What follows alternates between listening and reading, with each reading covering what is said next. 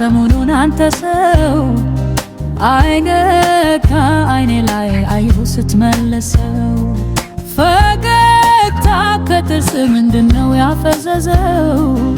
እኔ አይደለም ወይ ልቦና ያዘዘው ስሜቴ ካልተመሳሰሉ ወድጃለሁ ማለት መቻረካል ካሉ መውደዴ ካልተመጣጠነ ሁሉ እንዲቀረኝም እንደተወደደ ወደድኩሽ ብትለኝ ትኩ ወደድኩ ደርሶ መለመስኪያን አልኩ ፍቅር በኩን ይዛ ካልሆነ ቻላቻ ለዚህ ማምን አለኝ ለብቻ